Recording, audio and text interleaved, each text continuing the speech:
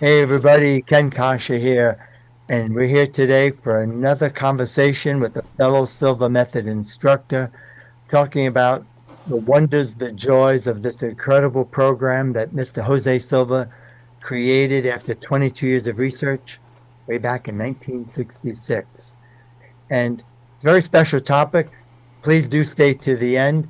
This isn't scripted, this isn't planned ahead. It's a topic that we usually talk about and address in the immersion of Silva Life and Intuition system. And we thought we came up with a little bit of a topic method as a gateway, you can see behind me, to the source divine. And may I say, before you can see my guest here, Fred Marshall, before I introduce him and let him share some things, technically, this is really not a new topic. Let's face it, for thousands of years, wisdom schools, spiritual ideologies, philosophers, religions, all throughout the ages have said something very similar, of course, in different language or different ways, that we are just a small part of something bigger than us. We are all infinitely connected to the source, universal source energy. Some find it easy to say, and I want to respect, and I'm sure Fred does too, your spiritual persuasion, your religious persuasion. So for some, God, universal source energy, higher intelligence, with all the research now going on with astrophysics and so on, the field, etc. But we know fact that you and I, we're just a small part of something more. Can you see that? In fact, you may remember the late, great Wayne Dyer, who was one of our very famous Silva Method graduates. Wayne Dyer used to always say that we are spiritual beings having a physical experience. He's given the credit for that quote, although it's really Teilhard de Chardin's way back 1,000 years ago, that same quote, that we're spiritual beings having a very temporary physical experience.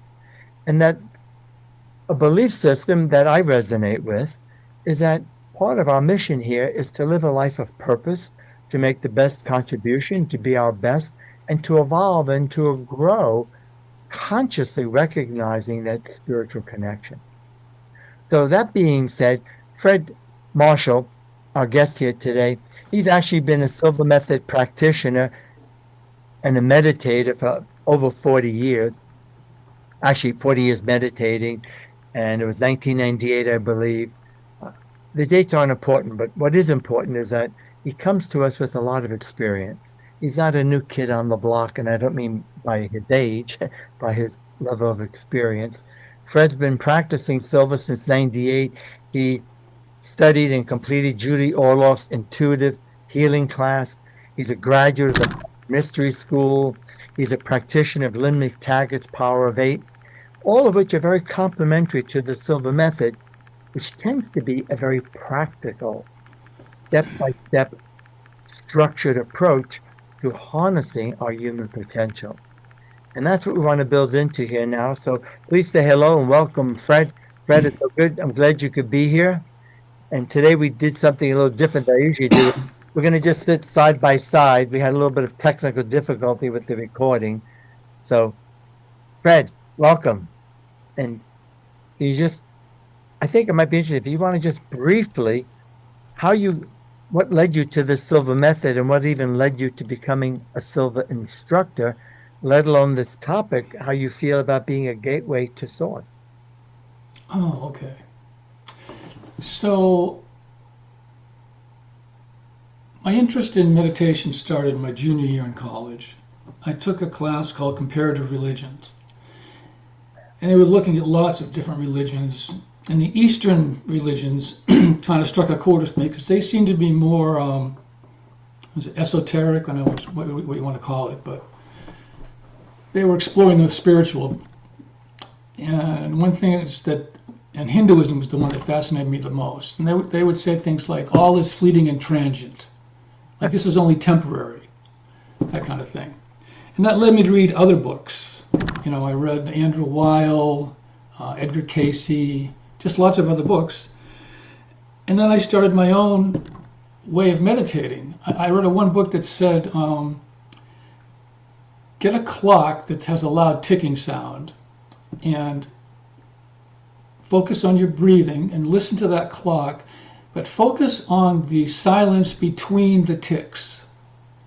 And it said if you do that, you will eventually get inside that silent space. And they were correct, I did. So that's how I started. And I had some interesting experiences.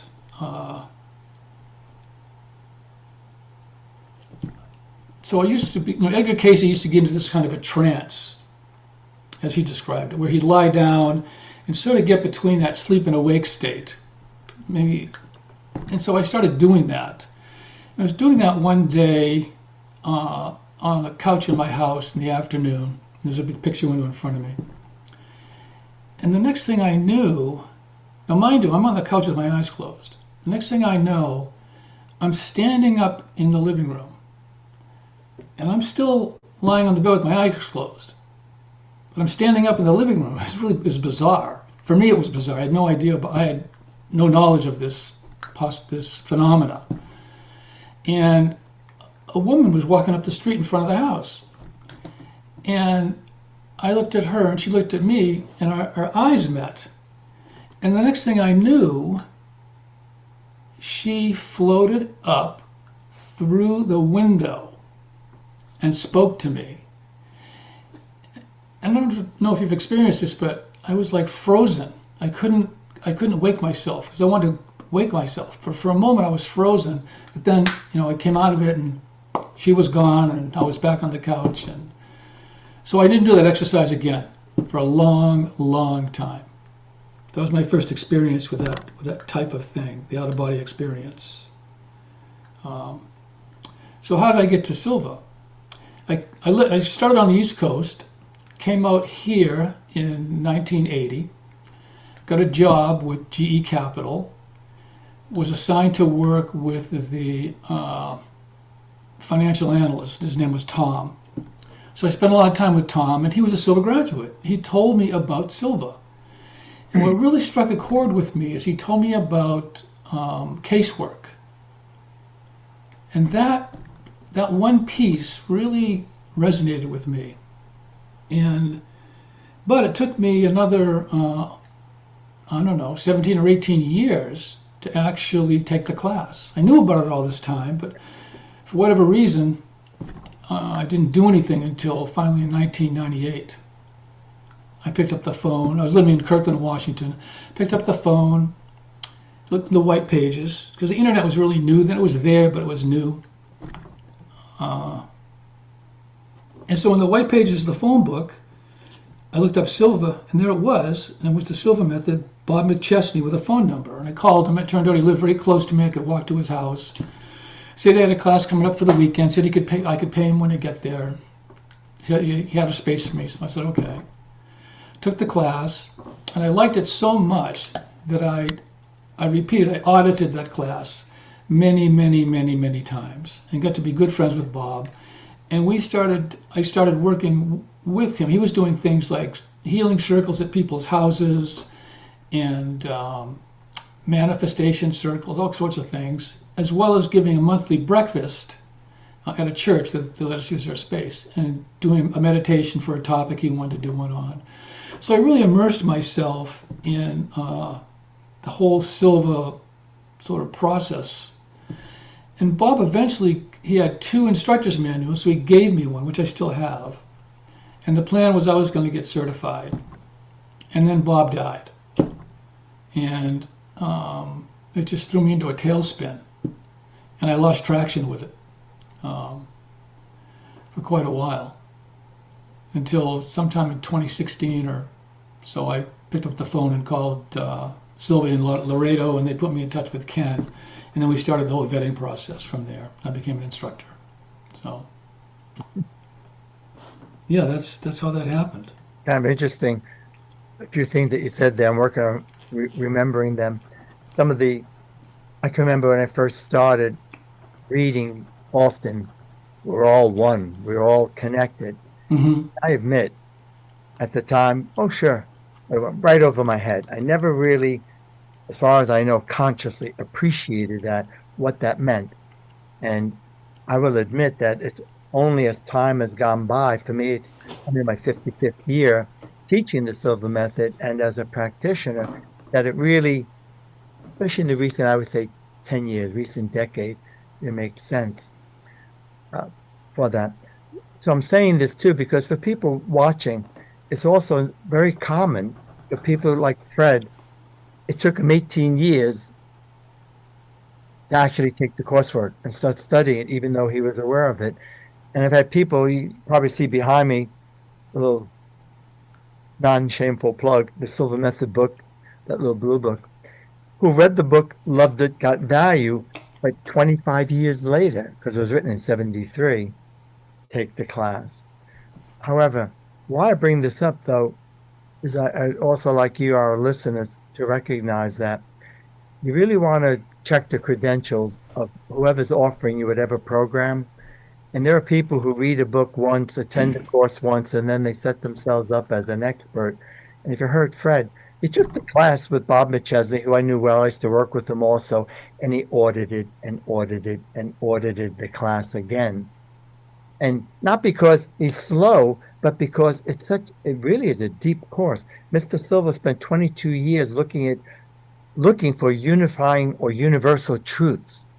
And he found he would tell you, I didn't do anything new, but he organized, he structured age-old wisdom, philosophies. At the time, the modern science was biofeedback, psychology, hypnosis, meditation, to what became known as the Silva Method. And so it's interesting that when you talk about this gateway to source of the divine, on the surface, I would like to add, Fred, and tell me what you think about this. The Silva Method seems to be it is very straightforward, Mhm. very practical, and I've had more than a few people, trance mediums, spiritual people who regard themselves as very spiritual, and they've been on the path for 10, 20, 30 years or more, and they look at the program and say, oh, wow, really looks really great, but it's not for me because I'm really way past that. More of Right. Thank you for laughing because I'm being respectful, but inside I'm always laughing like, oh, really? Okay. And those very people, if we have a conversation and they take the class, usually say, oh my God, he really put it all together because it's the kind of program. So what I want to simply say, I too went through a similar thing as Fred. I went to every class. I followed Jose Silva around. And every time I went, I got a little bit clearer. It made a little more sense. It was like I was expanding my conscious awareness of tapping the so-called subconscious dimension. And this idea of source or the divine is not, again, it's not new. Carl Jung called it the collective unconscious. Way back in the Akashic records, we've been taught that we're all a part of a collection of all knowledge. Now they call it the field of infinite possibilities. And every night when we go to sleep, when we're dreaming, our brainwaves slow down into the green, red, and black. We're tapping that field. We're tapping that dimension, that's very subjective dimension. And it's led to so many innovations, breakthroughs, discoveries, books written, great songs written where people are inspired, with that. So part of our mission is, I mean, when Fred brought this to my attention, what to him personally, it's a gateway to source of the divine. We don't mean to be, what's the word for it, pretentious or arrogant about that. Silva Method is just a simple set of tools. There are a lot of tools out there. But I too have found that as time has gone by for me as a kid from Brooklyn, New York, very practical, very straight, having no background and stuff like this, raised as a dogmatic Catholic, being groomed to become a priest, that was at least the hope of my mother and her sisters. But as time has gone by, it's really helped to enhance my spiritual relationship with, I choose to say God or the Mhm. divine. And so, Fred, how about you? In light of what I'm, just saying there, what thoughts come to mind for you? Or why, when I asked you for a topic, did you say Silva Method as a gateway to the source? Can you be a little more specific Yeah. what that means to you? Excuse me. Well, to me, it's just my personal experience. because I learned, just like you can, every time I teach a class, I learn something else. And I realized it's kind of a thing where the deeper you look, the deeper it gets. It just keeps opening and opening and opening. And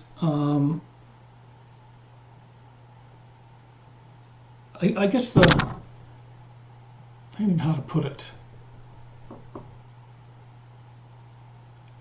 As far as the gateway goes, I guess my best example would be in when I was taking the class with Ken. I was in Farmington, Connecticut, and part of the instructor class was that the first 4 days was a live class with students coming in. That's what we did first. And during that, one of the exercises is connection to purpose. And during that exercise,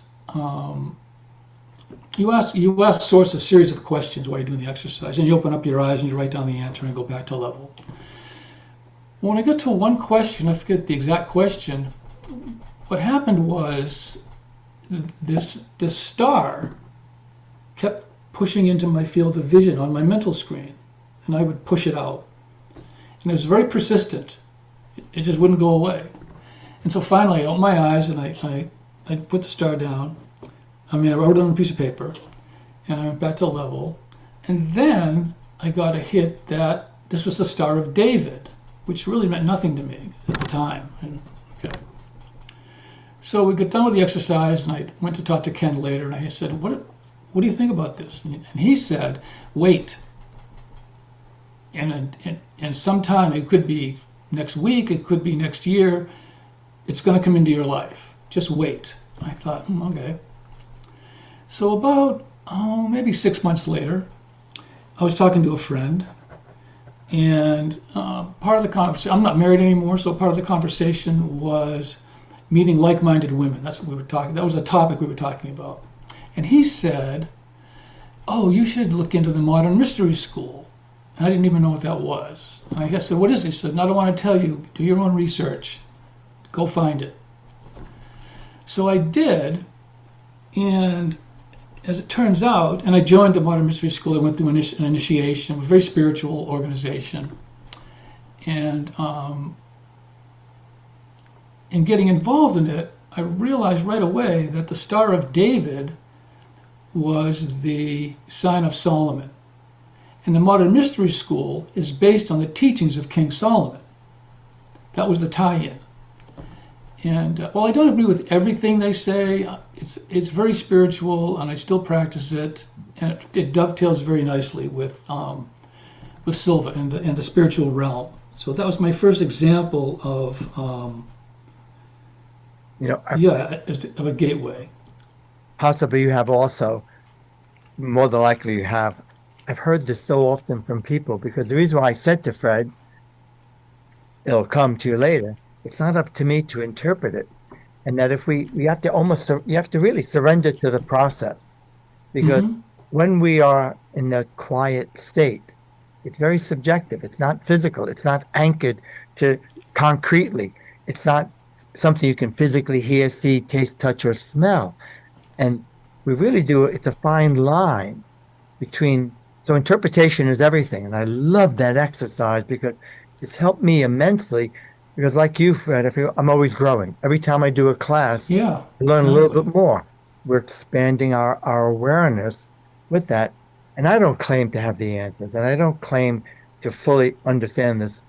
But what I would say, in light of what you're saying there, is, we're not alone. Somehow, some way, we are connected to an intelligence that guides us when we're open to it, when we can quiet our physical body. And I want to just add a little takeaway, because that's why I mentioned about the surrendering, is that if ever you have a dream and you're not sure, the more you think about it and try to force it, the more confused you'll get. It's called analysis paralysis.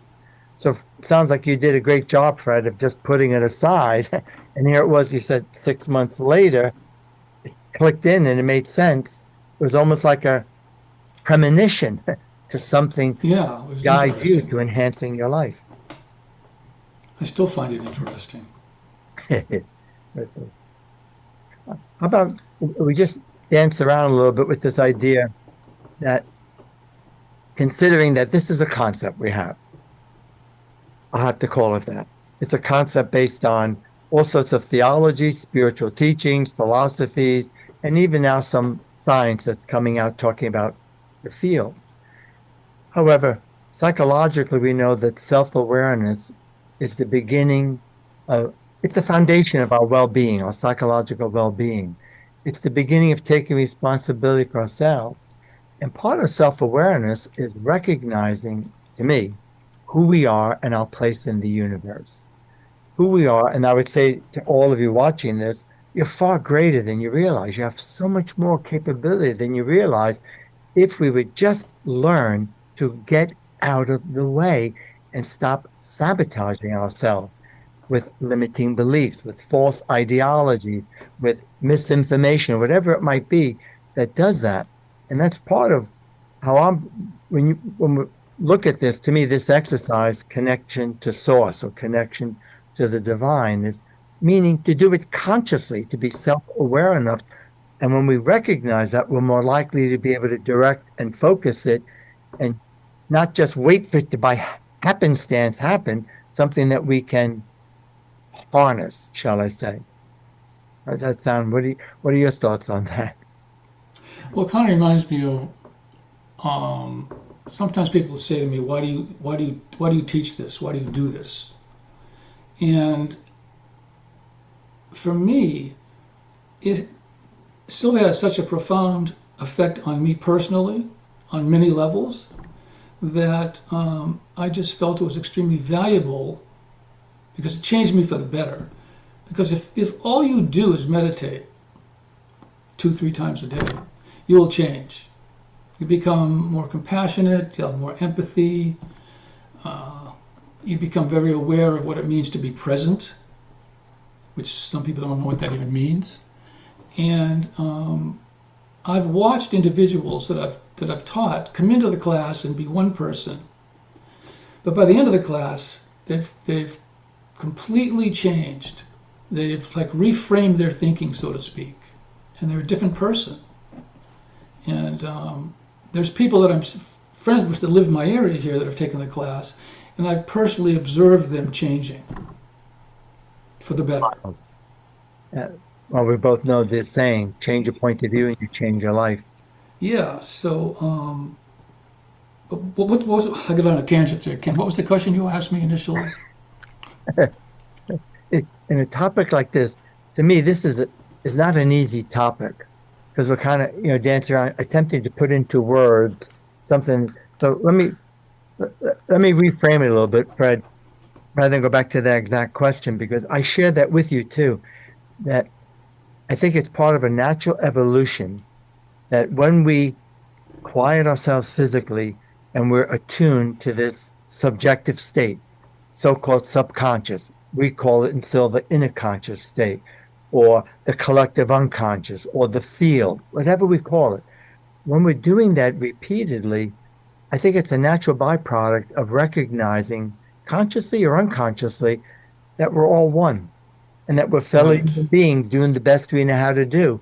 And when that happens, I too found I've become a bit more compassionate. Even with people who I don't agree with, even people who are doing horrible things, dastardly things, I don't agree with it. It's unacceptable behavior. And yet we're all fellow human beings. And that's why I teach this. We could use so much of that in the world, is because there's too much arguing and fighting and even killing because of different opinions, etc., which is all they are. And what drives me all these decades, more than half a century, is in the hope, well, actually, we find it in our community. I love our graduates. I love our Silva community because although we're far from perfect, when people are assembled together in Silva Mastery, the graduate advanced program, or Ultra, or in the immersion in our classes, even people beginning, by the time we get to day 3, it's a totally different group. In day 1, Hmm. it's a little bit, okay, nice. Once people get settled, it's, and what you're saying is, what I hear you saying is we're witnessing that and experiencing it. I often don't have the words for it. It's more at knowing, Yes, it is a knowing knowing. and the Exactly. knowing. It's a feeling. Yeah, it's called claircognizance. So can I ask this question? Have you ever had the feeling, the thought, Fred, that, or said to yourself, I don't know, but somebody upstairs must be watching out for me? Yes. My whole life has been like that. Right. I'm not Yeah. surprised. I knew that you would say that. But for people, for you guys watching the video, and thank you for if you're still here, for staying with us, have you ever had that experience where you can't explain the synchronicity, the meaningful coincidence, call it whatever you will, but that somehow, some way, you avoided danger or a situation that could have cost you an injury, your life, money, whatever it might be, and you don't even have the words for it, but you just say, I don't know what's going on, but thank you. Yeah. Dodged a bullet. Right. So the point is, every time I ask that question in the class, could have 40 people in the room, could have 10 people, everybody raises their hand, almost everybody. And I think the others just didn't recognize it. So can you imagine if we could be consciously attuned to that sense of knowing in such a way that something throughout all these decades in practicing, my visualization is okay. It's not as bright and clear as people I hear so often in my classes. I rarely have had an auditory experience like you had of, other than when I'm dreaming. My dreams have become very lucid. I'm kinesthetic, yes, but I come to realize I'm far more dominantly cognizant, which means you have a sense of knowing. You don't have the word, but you just have this knowing. And I've found the practical application is that after so many points of reference, meaning times of looking back and saying, boy, I don't know what that was, but I'm so glad I followed, I trusted. And sometimes you don't trust and you still learn the lesson that now it's become a constant guidance in my life from picking flights, airline flights, roads to travel on, or Hmm. things to say, or in connecting with a coach client or with a student in the class, or going shop. My wife Barbara has got this, man, has she got this down pat shopping. She finds the greatest deals. And so often when we bring a gift to somebody, a housewarming gift or a hostess gift, they say, how did you know? I've been looking for something like this. And I look at her and I surrender. I even tell her now, I surrender. You keep picking them. She just has this like inner radar, this inner Google, if you will. And that's what our concept is, that we feel that Silva isn't giving us this. We have this already. What Silva is a structured approach, a system of tools helping us to become conscious of it. And we start with routines that help us to establish control. Because often when people meditate, like Fred was saying, they have experiences like he had that spook them. And then some people have given up meditation or stopped remembering their dreams because they get spooked by it and they don't know what to make of it and didn't have the awareness that they can control that. And that I think is the brilliance that Mr. Silva had, although he didn't consciously think.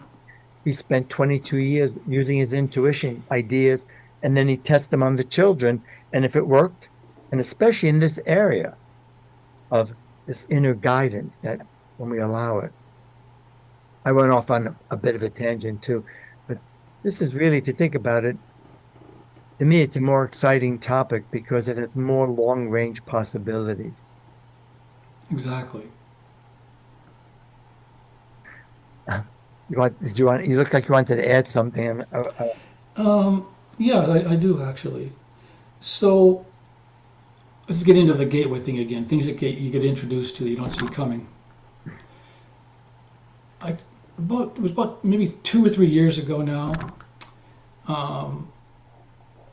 At the end of a class, one of the students said to me, "Do you know anything about Lynn McTaggart, Power of Eight?" And at that time, I said, "I don't." I said, "No, I have no idea what that even is. I don't know."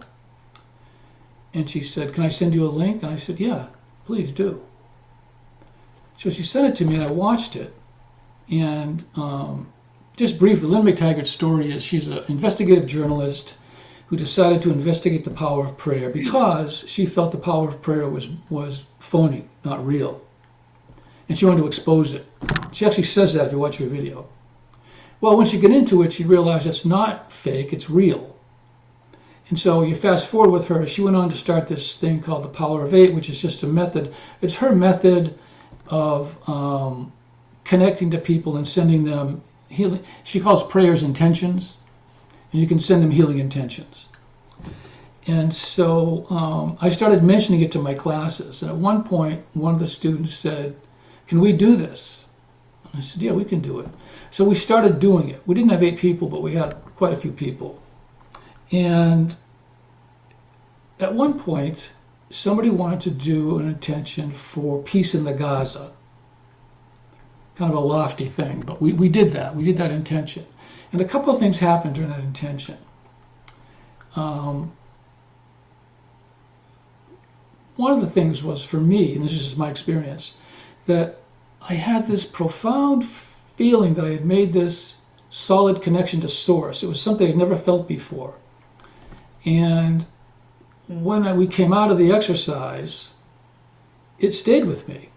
And it had a feeling to it. And so going forward, even today, I can go through this little exercise in my head, and I can sort of confirm and affirm my connection to source. And I can ask questions and that kind of thing. But what also happened during that session, so everybody was a Silva graduate in the groups I had. So we employed Silva techniques, kind of merged the Silva with McTaggart's method, where we would visualize ourselves around the subject that we were setting the intention to, kind of in a, like floating above them. And when you went to look, you could see these other people that were with you. I could see Natasha, and I could see Bob, and I could see Bill, and they were floating around. And in this one exercise, I noticed that around this woman named Natasha, there were all these green apples floating around, like circling her. What is that? So later, we always had a meeting afterwards on the phone, typically. What do you call it when there's a bunch of people on the line? Conference call. Teleconference. Yeah, we'd have a conference call and kind of go over what happened and our experiences and whatnot. And I said to her, "What is up with you and green apples?" And she laughed. And she said, "I'm going to send you a picture." So she sends me a picture, and she's holding up a bag from Whole Foods, a plastic bag, full of green apples. And she said, "I always have them with me. It's a fruit that I eat constantly. I have them here right now."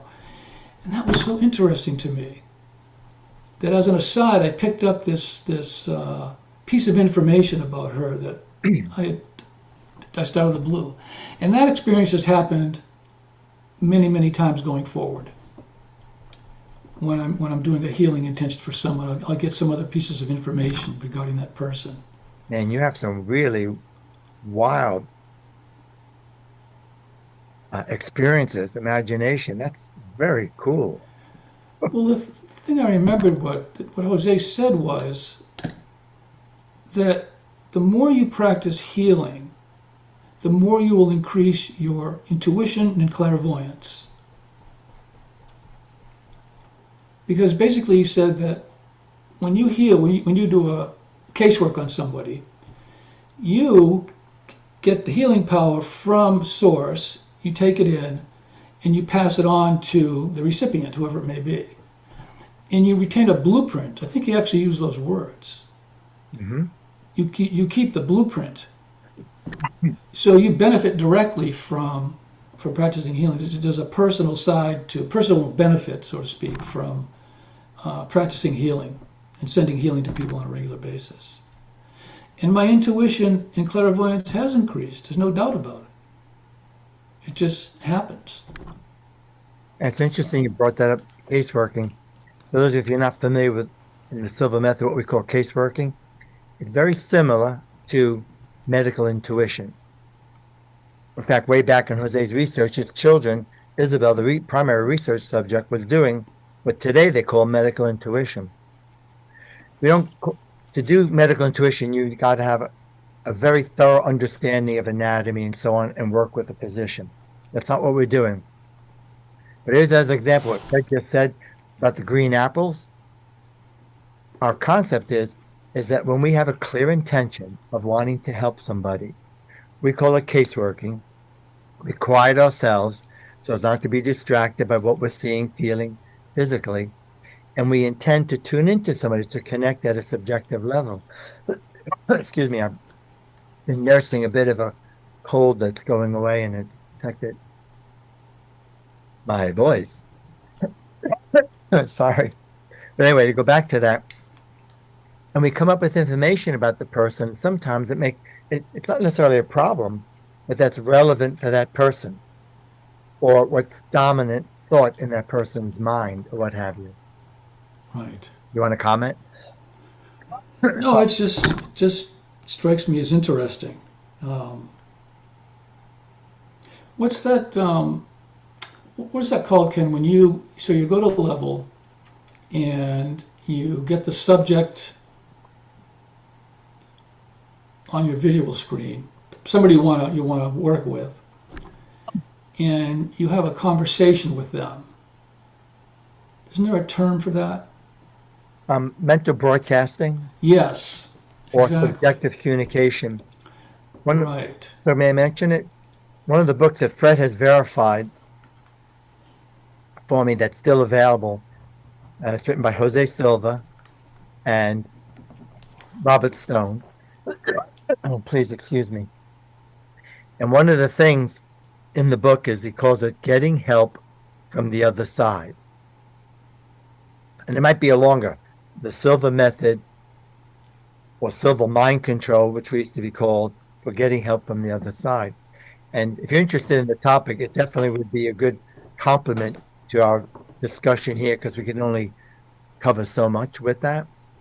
But it goes back to this idea that you're far greater than you realize and we're all connected. And when you have a conscious intention, a clear intention of what you want to tune into or focus, you're more likely to get the information.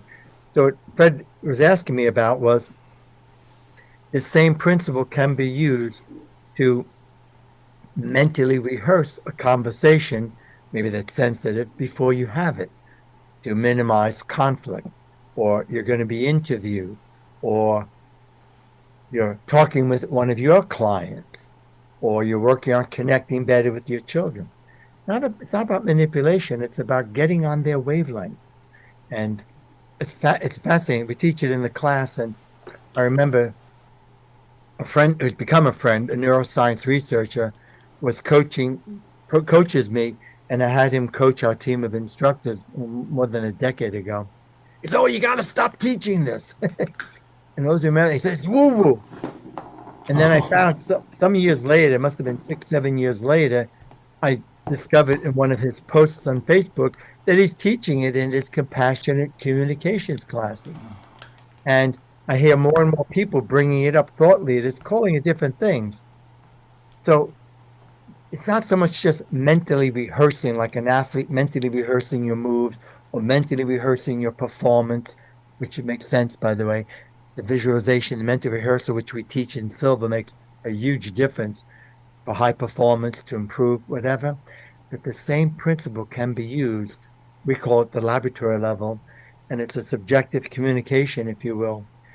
And I mean, I make no claim other than I've used it so often in my life. I remember I had to go to one of the hospitals locally before wellness centers were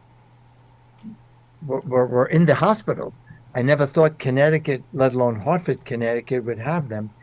And I set up an appointment to go, and I wanted to bring a program there because they were going to start doing workshops.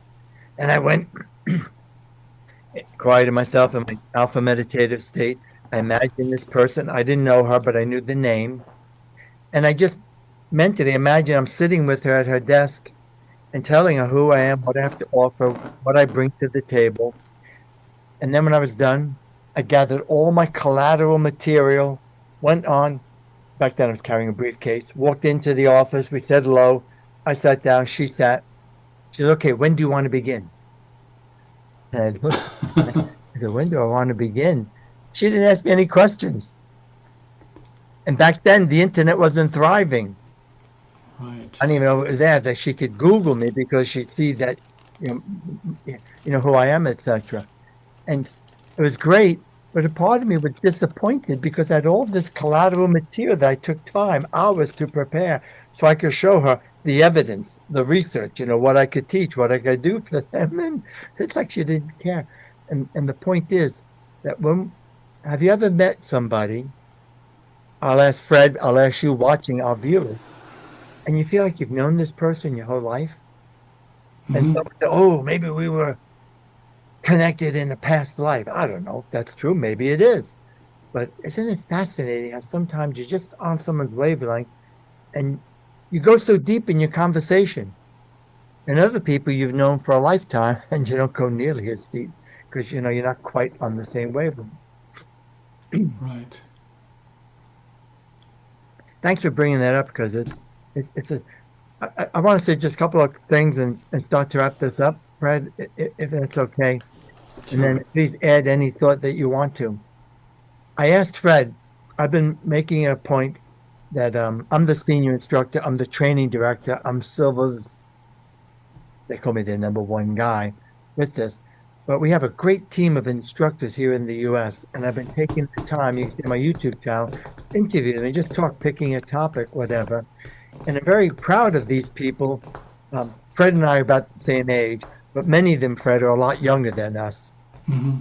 Some of them have families that are very young. They're just bringing them up. And I want so much for them to thrive because, like Fred, they're doing the work. They didn't just pick up the silver book and say, I'm going to be an instructor. I get so many requests to be an instructor. And when I tell them the criteria, this is a profession that needs a high level of mastery of understanding and the material before you can present it and guide people and facilitate transformation. And I'm known for being very transparent. Ask me any question you want and I'll answer.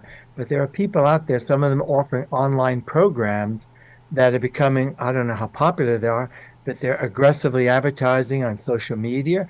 They're on the main website, silvamethod.com, and they have very little experience teaching. They have very little experience even using the program. And they were fast tracked because they live in a country where we didn't have an instructor. And I mean no disrespect, guys, if you happen to watch this, but all I'm going to say is that if you're sincerely interested in the Silva program, you want to find out who the instructor is and what their credentials are. I don't mean their fancy, degrees, but do they know the material? They don't have to be perfect, but know the material and to have a level of mastery because this is a work of art. And I've come to realize that the biggest challenge for us instructors is connecting with our audience in a way, our students, that they get it and it becomes a part of their life. And it's an ongoing process. And Fred is one of those people who you can see he's got a high commitment to learning. So I digressed a little bit, but it's meaningful digression. This gateway, I've always thought, I got this many, many years ago. I was privileged when I started to be with the best of the best, the people who put Silva Method on the map. And one of them was Harry McKnight, James Needham, Nelda Sheets, our first instructor, in addition to Jose Silva. But one of the things I came to realize was a lot of what we do, it's a 4-day program, not 3, not 2, 4 days, 40 hours. In the first 2 days, half of the program, what we now call Silva Life System, is kind of like creating a pathway to the higher self, a pathway to the divine. Because if people are suffering with chronic pain, that becomes a serious distraction. It's hard to meditate, although meditation helps you to reduce the pain and eliminate it, like we teach in Silva. If people are having trouble sleeping at night and they can't get a good night's quality sleep consistently, that gets in the way because Right. sleep is so vitally important. They can't think. They're in a constant brain fog. If people are having poor relationships or they're struggling, and too many people are struggling, this is not the be-all and end-all, but there are steps you can take. There are lessons you can learn. There are things we can learn about ourselves to change that. And I'm an example. When I first started Silva, I had no business experience. I nearly went bankrupt. I had to work loading trucks for UPS, and waiting tables in order to teach this while I was learning. That's not the case. I don't need to now. I have a thriving practice. But it took time because I didn't have that experience. And my point is, a lot of what we're doing in day 1 and 2 is teaching people to sleep without the need of drugs, normally natural, and to make it a habit, to be able to be self-reliant, wake up without an alarm clock, to control pain, headaches, etc., to the point where you don't need drugs or meds and you don't get the headaches anymore. And that's what I mean by clearing a path. I like Fred's comment here, term gateway to the higher self, the divine. We're always connected, but when we're struggling like that, it interferes. It can be a resistance. I saw you taking notes of what would you say to that, buddy? I would agree. Completely. What was that? Yeah, it's just the deeper you look, the deeper it gets. And if you keep an open mind, that's the key. You have to have an open mind. Don't be dismissive. Well, I felt responsible to the audience, Fred, is that we are a self-improvement program and a whole lot more. We are a personal development program and a whole lot more. Right. We are a program with the primary intention is to activate, develop, and learn to trust your inner guidance, your intuition, whatever we want to call that source, and to be able to do it consciously. And it's not a quick fix. And do not let anybody kid you that any of this is. It's a process, it's a learning, it's a lifelong experience. And when you make the time, and Fred, I'm sure you've heard this, sometimes people call Fred graduates, and we Silva instructors make ourselves available, not just during the class, but years later, questions come up. Snoozers. And they'll say, Fred, please help me. And then Fred will say, I'm going to guess, because we think alike, tell me, what is your meditation practice like? Well, let me see. I think a few weeks ago, I did the long relax. That's a beautiful exercise we teach. That's not enough. Or maybe once a week. You got to do the work. And I shouldn't call it work because it's fun. I mean, if there was a way that you could prevent illnesses and save a ton of money in your copays, if you're paying copays, if there was a way that you could make better, wiser decisions, if there was a way that you could avoid and minimize accidents, again, you're not perfection. Wouldn't that be a top priority? And that's exactly when people meditate regularly. They're far from perfect, but there's even psychological profiles that we did in our early days that will show that we make better, wiser decisions. We think more clearly. We get more done in less time. And look at me. I got over the cold quickly. I had a fever for overnight, and I got rid of it. I did some extra meditation, and now some of it's lingering here with remnants of a cold, excessive mucus, whatever. So I openly say I don't claim to be perfect with that, but it didn't knock me out. It didn't try. But the point is that it's rare. Something like this is very, very rare for me, by comparison to people we all know who seem to be chronically ill. Exactly. So if we look at the lifestyle, it makes a difference, doesn't it? It does. I mean, I go so far as to tell people that I'm addicted to meditation. Yeah. We think alike. It's a positive addiction. Me too. It's good. Fred, it's funny. Fred knows my wife, Barbara, and we'll be going somewhere or something. This weekend, one of our granddaughters had locally a soccer game. Of course, wanted to be there. And then I said, I gotta get my meditation in though. So sometimes if it's getting late, we got to get there. She'll drive so I can do it in the car. If I don't, I really miss it. Yes. I notice a difference in how I think and how I feel. As people say, I'm going to be 74 the end of October and so on. And yeah, my body is different than when I was 30, 40, or even 50 with that. But I know a lot of people who are half my age. And when I talk about teaching a class, me, myself, and I, 4 days from 8:30 in the morning to 7 o'clock at night. Really? How do you do it? And I hear these young guys, thought leaders, talk about one full day by themselves or two, a whole weekend, which I know it is a lot. And it is. And it takes a lot of energy because you're putting out a lot. But when you make a practice like this in a meditation practice, it helps you to have a lot more energy and vitality. Hmm. So any parting thoughts, Fred? Because I think we should really wrap it up. I mean, I could go on. No, not really. Just that when you meditate, it changes your vibrational frequency for the better. So you can do a reset. If something upsetting happens, you can meditate and get yourself centered again and kind of move on. I think that's a really important parting thought because we're hearing so much from people, functional medicine and people in alternative medicine and out there. We're talking more and more about it's all energy. We're all energy. And what Fred just said, when we stabilize that energy, when we manage it, our life works better. Yeah, So it I want to does. say to those of you watching, thank you for being here. I hope you got some good value from this. Um, Fred Marshall teaches in the Pacific Northwest around Seattle area. Fred, you want to tell them how they could reach you if they'd like to find out more from you? Sure. My website is Silva Method NW, which stands for Northwest.com. Or you can always call me. All my information is up on the website, but my phone number is 425-417-6287. If I don't answer, I'll call you right back.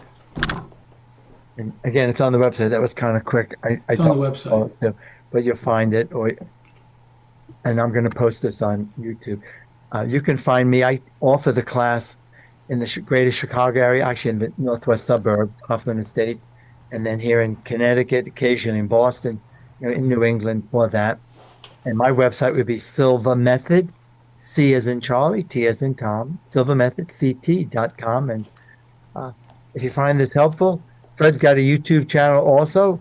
Hit the subscribe button or hit the subscribe button here. Want to find out more because I'm going to be releasing more and more videos like this.